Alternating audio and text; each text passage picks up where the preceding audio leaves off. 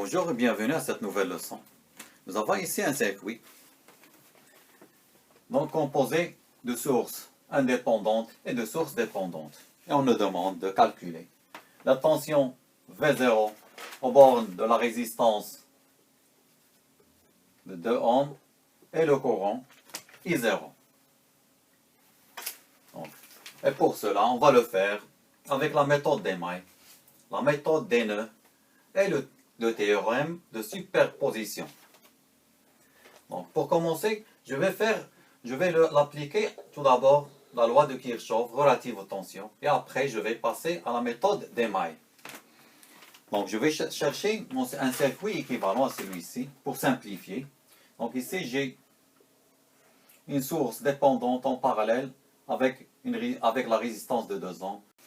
Donc, je vais transformer en une source de tension dépendante, plus ou moins. Je multiplie 2I0 par 2, ça va me donner 4I0. J'enlève la résistance de 2 ohms, plus la résistance de 4 ohms, en série, bien sûr. J'ai ma tension ici, indépendante de 6 volts. Donc ici, je ne change rien.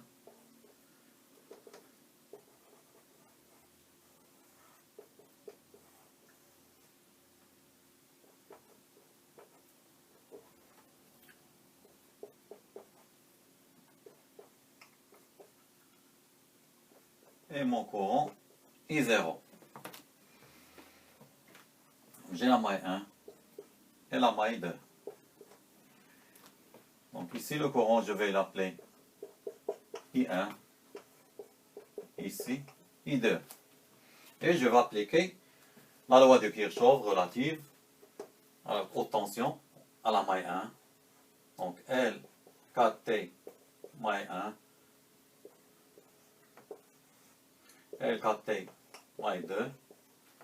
Donc j'aurai, donc je passe par moins, donc c'est moins 4I0, plus 6.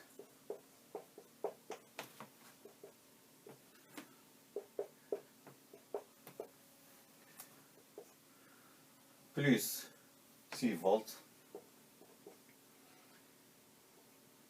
plus 2 multiplié par le courant qui passe ici, qui circule ici dans la résistance de 2 ohms. C'est le courant I1 moins le courant I2. Égal à 0. Avec, si vous remarquez, I1 et I2 est égal à I0. Donc la maille 2, j'ai moins 2 multiplié par le courant qui circule ici. Dans ce sens-ci.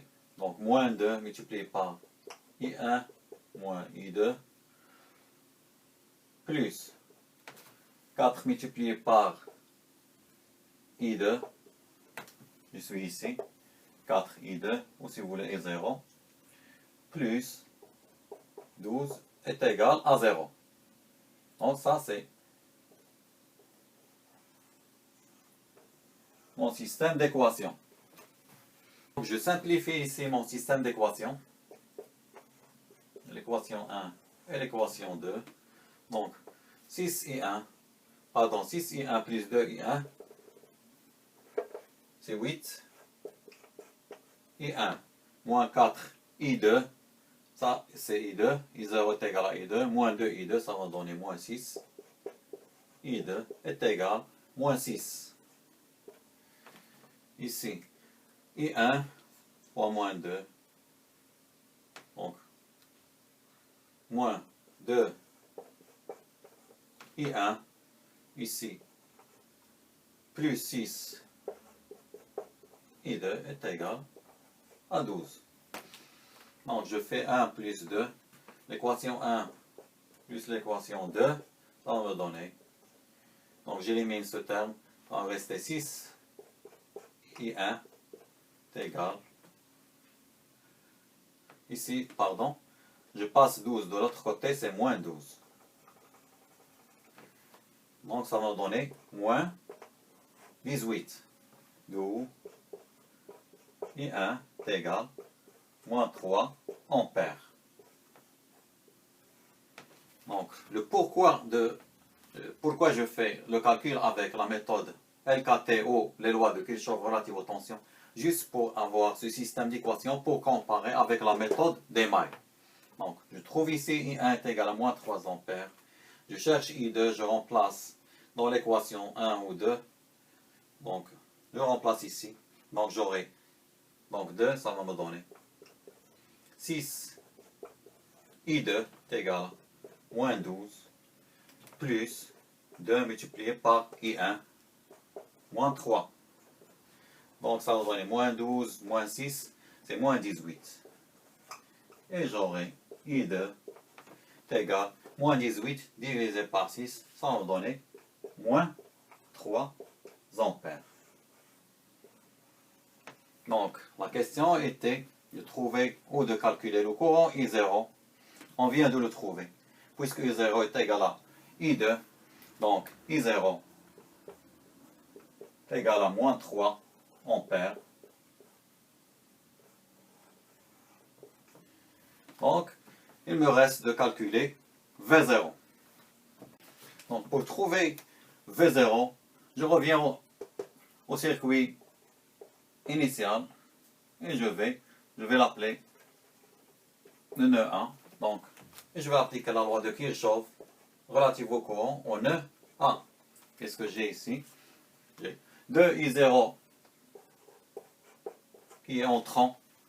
Le courant ici, c'est V0 qui est sortant, donc est égal V0 sur 2.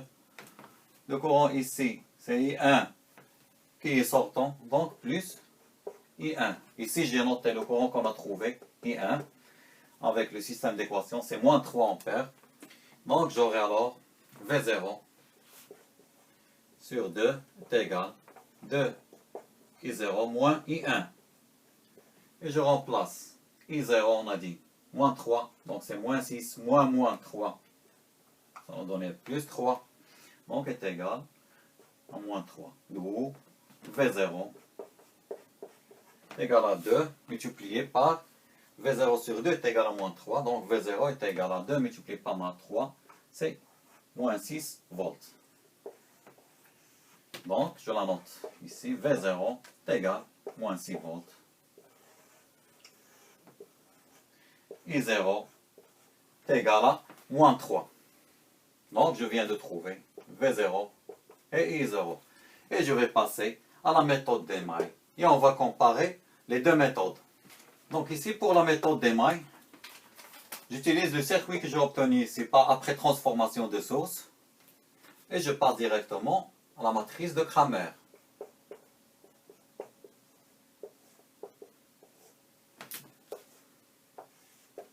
Donc, pour I1, j'ai ici 2 plus 4 plus 2, ça va donner 8. Donc, ici, j'ai moins 2. Ici, pour I2, j'ai moins 2. Et ici, j'ai 2 plus 4, ça va donner 6. Donc, ici, lorsque je fais dans le sens, c'est-à-dire, c'est comme si je fais la loi de Kirchhoff relative aux tensions dans ce sens, j'ai moins 4I0 plus 6, mais de ce côté de l'égalité. Je le mets de l'autre côté de l'égalité, ça va me donner 4I0 au lieu de moins 4I0. Et ici, j'aurai moins 6. Ici, donc j'ai plus 12 lorsque je suis de ce côté de l'égalité. Donc, de l'autre côté de l'égalité, j'aurai moins 12. On a dit que I0 est égal à I2. Donc, je remets 4 de l'autre côté. Donc, 4I0, c'est 4I2. Je le mets de l'autre côté, ça va donner la matrice suivante. 8, moins 6, moins 2, 6, multiplié par I1, I2, est égal. Il me reste moins 6, moins 12. Donc c'est le but pour lequel j'ai laissé ici les équations de Kirchhoff relatives aux tensions qu'on a obtenues. Donc, qu'est-ce qu'on remarque? Qu'on a la même matrice ici. 8 multiplié par I1 moins 6 multiplié par I2 est égal à moins 6. J'ai ici moins 2 multiplié par I1 plus 6 multiplié par I2 est égal à moins 12. Donc, et je résous mon système d'équations ici. Donc j'ai I1 est égal. Donc je remplace ici par moins 6, moins 12, moins 6, 6, divisé par le déterminant de cette matrice, c'est 6 fois 8, ça donne 48, moins 2 fois 6, ça va donner moins 12. Donc j'aurai ici moins 36, moins 12, c'est-à-dire moins 72, est égal ici, divisé par 36. Et j'aurai I1 est égal, ici c'est 108, moins 108, pardon, divisé par 36, j'aurai moins 3 ampères. Ça, c'est I1. Donc, I2, de la même manière, je vais mettre de la place. Donc, I2, je note ici, est égal. La matrice moins 8 moins 2. Ici, je remplace par moins 6 moins 12, divisé par le déterminant qui est 36. Donc, 8 fois 18, ça va donner 96, moins 96, pardon, moins 12, divisé par 36. J'aurai moins 108, divisé par 36. Et j'aurai exactement moins 3 ampères. Et si vous remarquez, on a dit que I2 est égal à I0. Donc, I2 est égal à moins 3 est égal à I0. Donc, I0 est égal à moins 3 ampères. C'est ce qu'on a trouvé avec la loi de Kirchhoff, c'est-à-dire la méthode qu'on a appliquée, la loi de Kirchhoff relative aux tensions. Je vais aller chercher V0. V0, je l'aurai ici dans le nœud A. Donc, c'est la même manière que tout à l'heure. Donc, la loi de Kirchhoff relative au courant en nœud A, ça va donner. Donc, j'ai un courant entrant de I0 est égal. Sortant, le courant sortant qui passe par la résistance de 2 ohms, c'est V0 sur 2, plus le courant I1. Donc, V0 est égal à 2, multiplié par 2, I0 moins I1. Donc, je viens de faire ce calcul, est égal à moins 6 volts.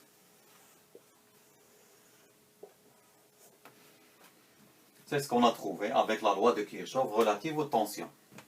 Et on va passer au calcul, c'est-à-dire de V0 et I0 par la méthode des nœuds, toujours pour le même circuit.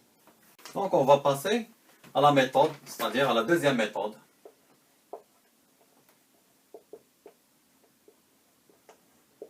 Méthode des nœuds.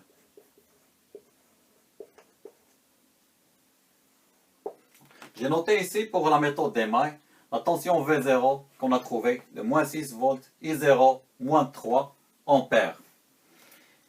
Donc toujours avec le même circuit, sauf que j'ai ici appliqué la transformation de source. J'ai passé d'une source de tension à une source de courant. C'est 6 divisé par 4, ça va me donner 3 sur 2. La même résistance de 4 ampères en parallèle. Ici, j'ai la tension de 12 volts que j'ai transformée en une source de courant. C'est 12 divisé par 4, ça va me donner 3 ampères. Et la même en parallèle avec la même résistance de 4 ohms. Et je passe à mon système, ou si vous voulez, à ma matrice. Mais ici, je vais noter les tensions V1, V2. Avec V1, c'est à ce stade-là. Et V2, elle est à ce stade-là. Ici, je vais le noter le nœud 2. Ici, le nœud 1. Donc, pour trouver les composants de V1 et V2, c'est comme si on fait la loi de Kirchhoff relative au courant au nœud 1 et au nœud 2. Donc, au nœud 1, on a V1 divisé par 2. Donc, V1 divisé par 2, ça va donner 1,5. Plus V1 divisé par 4. Donc, V1 divisé par 4, je mets V1 ici. Donc, il me reste ici un quart. La même chose pour V2. V2, j'ai V2 sur 4.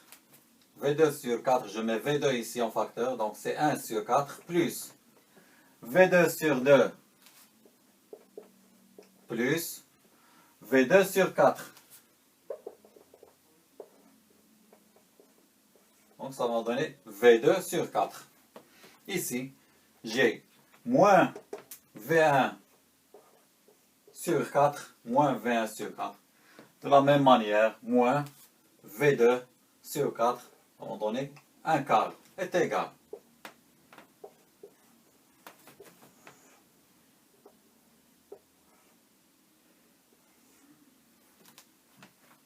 Donc, à ce nœud-là, j'ai un courant entrant ici de I0 et ici un courant entrant de 3,5. Donc, j'ai 3 sur 2 plus 2 I0.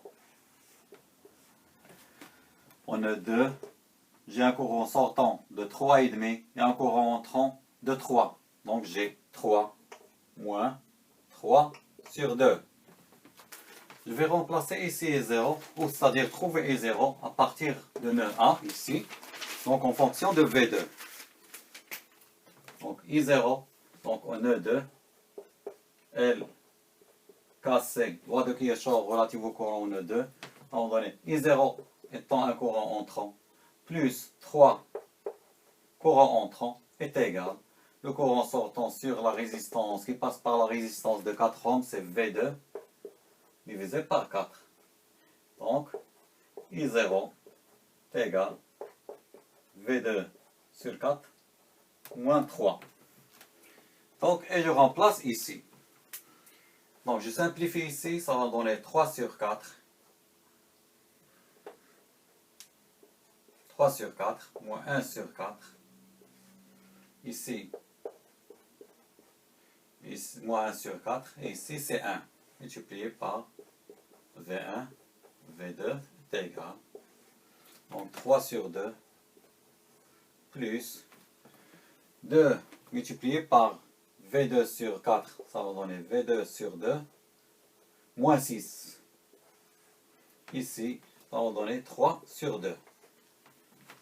Donc, je passe V2 de l'autre côté, V2 sur 2 de l'autre côté, ça va donner ici moins 1,5. Donc, j'aurai toujours la même chose ici.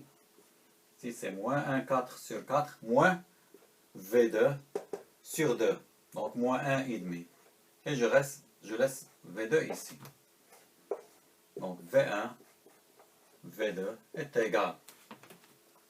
3 sur 2 moins 6, ça va donner moins 9 sur 2, 3 sur 2.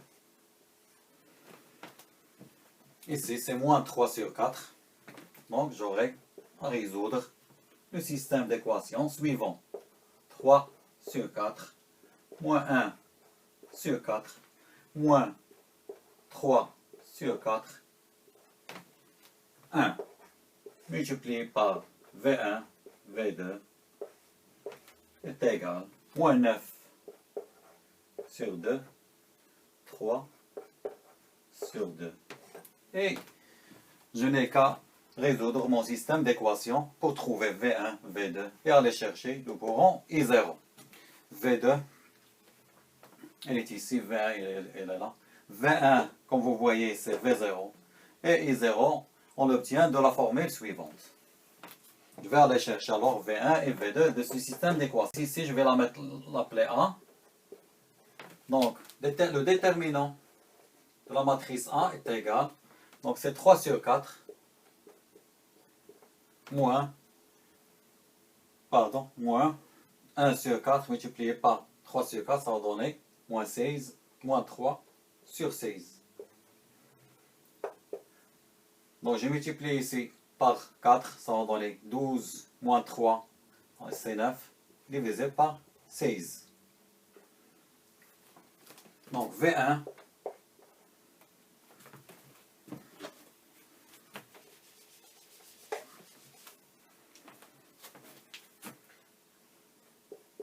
est égal. Donc, je remplace ici par moins 9 sur 2 3 sur 2, ça c'est 3 et demi. Moins 3 sur 4, 1, divisé par 9, divisé par 9 16e. Donc c'est divisé par 9 multiplié par 16. C'est l'inverse. Donc V1 est égal moins 9 sur 2, moins, ça va donner plus 9 sur 8. Multiplié, le tout multiplié par 16 neuvième.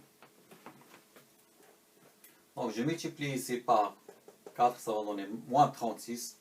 Donc moins 36 plus 9, moins 27, divisé par 8, multiplié par 16, divisé par 9. Donc 21, on a dit que 21 c'est V0, et on doit trouver absolument moins 6 volts. Donc ici, ça va rester 2. 27 divisé par 9, c'est 3. 16 divisé par 8, c'est 2. Donc c'est moins 3 multiplié par 2. Et j'obtiens ma tension V0. Donc V0 est égal à moins 6 volts. Donc, il me reste à calculer V2 pour aller chercher mon courant V0, I0 ici. Donc ici, j'ai trouvé V0 par la méthode des nœuds, égale à moins 6 volts. Il me reste à calculer le courant I0. I0, on a dit qu'on doit chercher V2. Donc V2 est égal à 3 sur 4 moins 1 sur 4. Ici, je remplace par moins 9 sur 2, 3 sur 2, divisé par 9, multiplié par 16, le déterminant de A. Donc V2 est égal à 3 sur 2 multiplié par 3 sur 4, ça va donner 9 sur 8, moins 9 sur 8. C'est 0 multiplié par 16. Donc, V2, je viens de trouver V2, est égal à 0 volts. Je remplace ici I0 étant V2 sur 4 moins 3. V2 étant de 0 volts, donc je trouve